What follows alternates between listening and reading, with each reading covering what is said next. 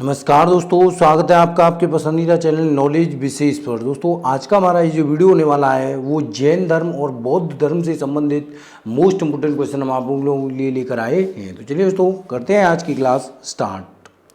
तो क्लास में आगे बढ़े उससे पहले गाइस हम आप लोगों से एक रिक्वेस्ट करना चाहेंगे, यदि आप हमारे चैनल पर नए हो चैनल को सब्सक्राइब कर लीजिए, बेल आइकन बटन को प्रेस कर लीजिए ताकि जब भी वीडियो डाली जाए उसकी अपडेट आप तक पहुंच सके। तो चलिए गाइस करते हैं आज की क्लास स्टार्ट।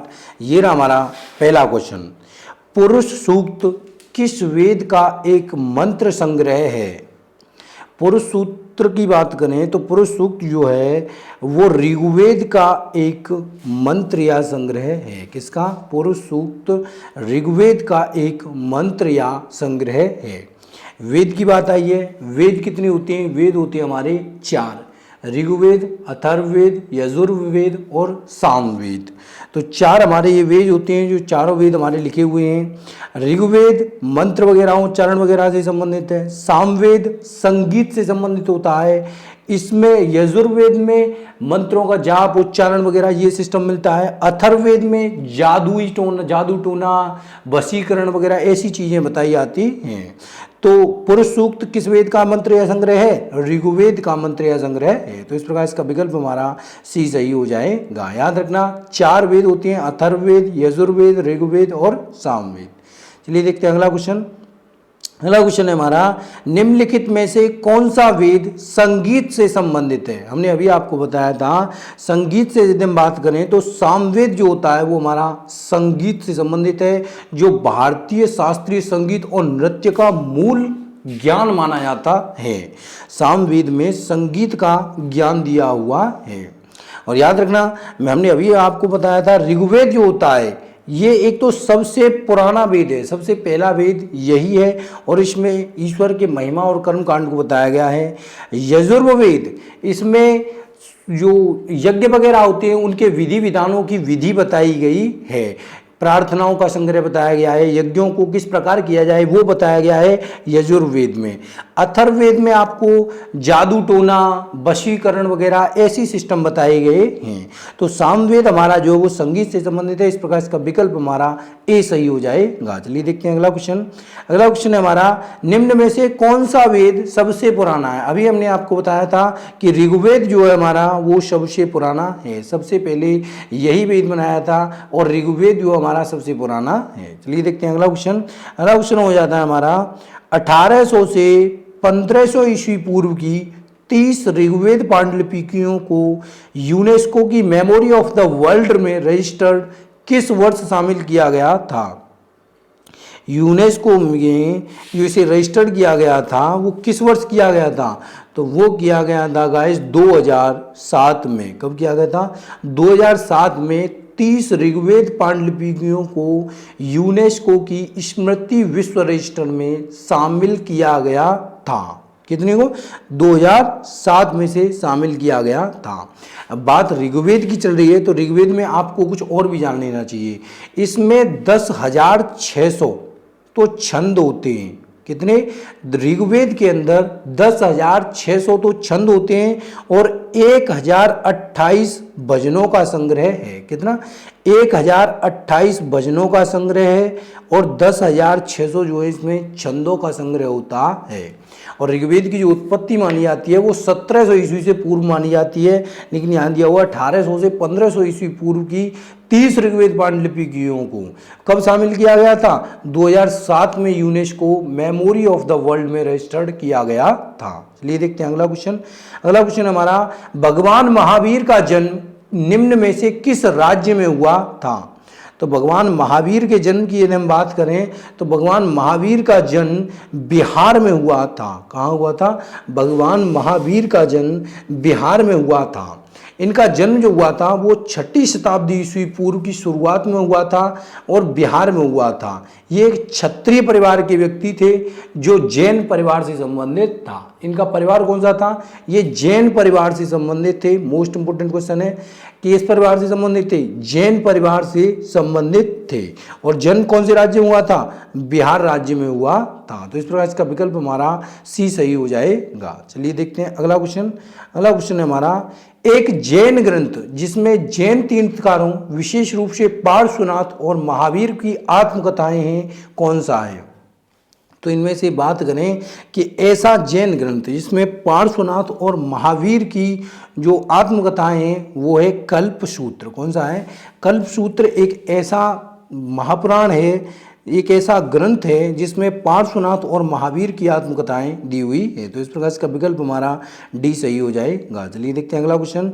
जैन दर्शन के अनुसार जिना शब्द का अर्थ क्या है? तो जैन दर्शन के अनुसार यदि हम जिन शब्द की बात करें तो जिन का मतलब होता है विजेता। जैन दर्शन के अनुसार जिना शब्द का अर्थ क्या होता है? विजेता। चलिए देखते हैं अगला क्वेश्चन। उस पवित्र शहर का नाम बताइए जिसे प्रथम एवं चतुर्थ जैन तीर्थकारों का जन्म स्थान माना जाता है। तो पहले तीर्थकार और चौथे तीर्थकार का जो जन्म स्थान माना जाता है वो माना जाता है अयोध्या को। अयोध्या को पहले तीर्थकार और चतुर्थ तीर्थकार का जन्म स्थान माना जाता है। अब आपको ये भी ज्ञात होना चाहिए कि जैन तीर्थकार पहले तीर्थकार थे कौन? तो जैन धर्म के पहले तीर्थकार थे ऋषभदेव और चौथे तीर्थकार थे अभिनंदन नाथ। कौन थे? अभिनंदन नाथ। इन दोनों की जो जन्म स्थली मानी जाती है वो अयोध्या को माना जाता है। तो याद रखना, पहले तीर्थकार कौन थे? ऋषभदेव और चौथे तीर्थकार थे अभिनंदन नाथ और इनकी जन्म स्थली माना जाता है अयोध्या को। इस प्रकार इसका विकल्प हमारा सी सही हो जाएगा। चलिए देखते हैं अगला क्वेश्चन। अगला क्वेश्चन है हमारा, महावीर जिन्हें पाली साहित्य में निंगता नटपुत्र के नाम से जाना जाता है ने किस धर्म की स्थापना की थी? तो महावीर स्वामी जो थे वो किस धर्म से संबंधित थे? वो जैन धर्म से संबंधित थे। महावीर स्वामी जैन धर्म से संबंधित थे जिन्हें क्या निंगता नटपुत्र के नाम से भी जाना जाता था। चलिए देखते हैं अगला क्वेश्चन। भगवान महावीर ने मोक्ष कहाँ प्राप्त किया था? मोस्ट इंपोर्टेंट क्वेश्चन हो जाता है। तो भगवान महावीर ने जो मोक्ष प्राप्त किया था वो पावापुरी में किया था। कहाँ किया था? भगवान महावीर ने मोक्ष प्राप्त किया था पावापुरी। ये बिहार राज्य में ही स्थित है, नालंदा जिले में। याद रखना, इनका जन्म भी बिहार राज्य में हुआ था और उनकी मृत्यु भी बिहार राज्य की नालंदा जिले में पावापुरी नामक स्थान पर हुई थी। तो इस प्रकार इसका विकल्प हमारा ए सही हो जाएगा कि इन्होंने पावापुरी में मोक्ष प्राप्त किया था। चलिए देखते हैं अगला क्वेश्चन। अगला क्वेश्चन है हमारा, 3री शताब्दी ईस्वी पूर्व और 12वीं शताब्दी ईस्वी के बीच की अवधि से संबंधित बौद्ध कला और वास्तुकला के उत्कृष्ट नमूने के लिए कौन सा जो है स्थान प्रसिद्ध है? तो 3री शताब्दी ईस्वी पूर्व और 12वीं शताब्दी ईस्वी पूर्व के बीच की जो अवधि है उसके लिए जो वास्तुकला के लिए प्रसिद्ध है वो है सांची। क्या? सांची जो है वो वास्तुकला के लिए प्रसिद्ध था।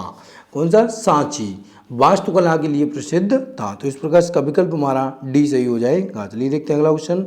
भारत में प्रमुख बौद्ध संरचनाओं में से एक सारनाथ में स्तूप का निर्माण महान मौर्य राजा अशोक के द्वारा किया गया था। तो किस स्तूप का निर्माण किया गया था? तो मौर्य राजा अशोक के द्वारा दमेक स्तूप का निर्माण किया गया था। किसके द्वारा?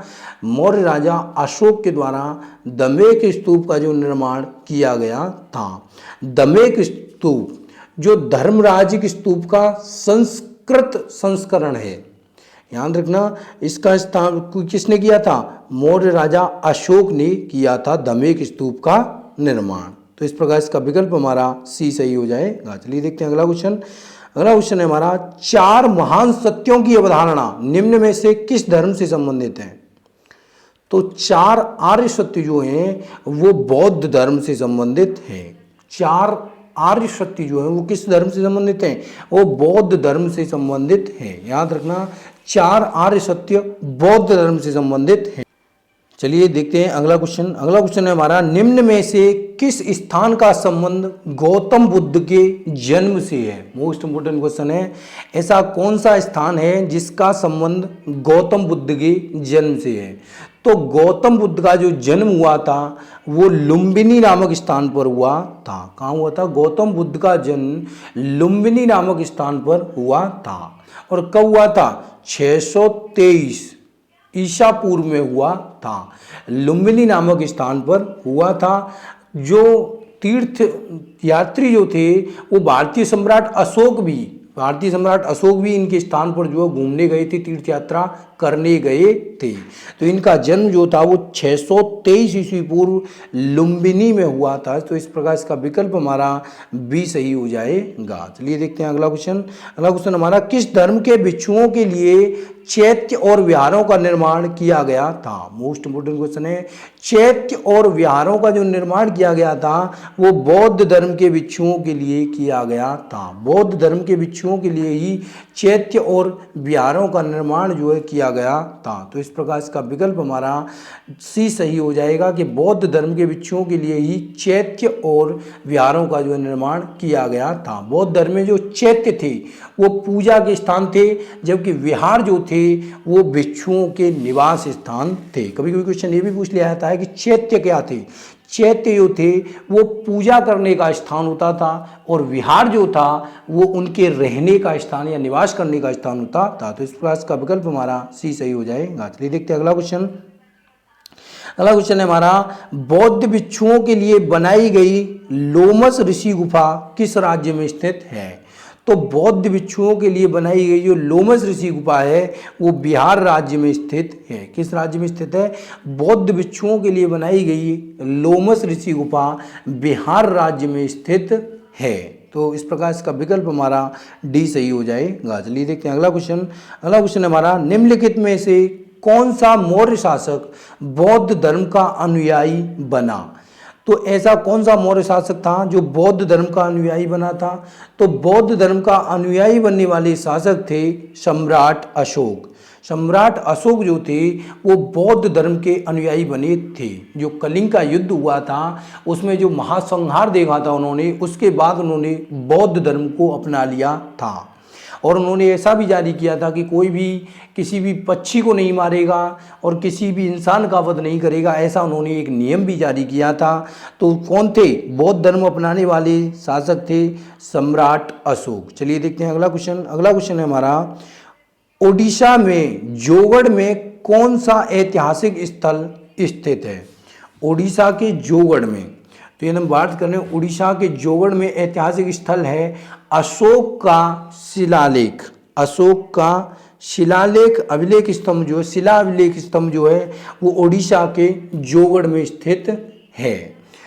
तो बात करें दोस्तों, ये एक शिलालेख वगैरह जो पहले लिखे जाते थे उनमें राजाओं वगैरह की कुछ जानकारियाँ दी जाती थीं। ये जानकारियाँ पत्थरों पर बहुत अच्छे शब्दों में गाड़ कर लिखी जाती थी। तो ये आज तक मौजूद हैं। तो ये जो अभिलेख मिला था वो कहाँ मिला था? ओडिशा के जोगढ़ में मिला था अशोक का शिलालेख। तो इस प्रकार इसका विकल्प हमारा बी सही हो जाएगा। चलिए देखते हैं अगला क्वेश्चन, गांधार कला शैली निम्नलिखित में से किस यूरोपीय राष्ट्र की कला से प्रभावित है?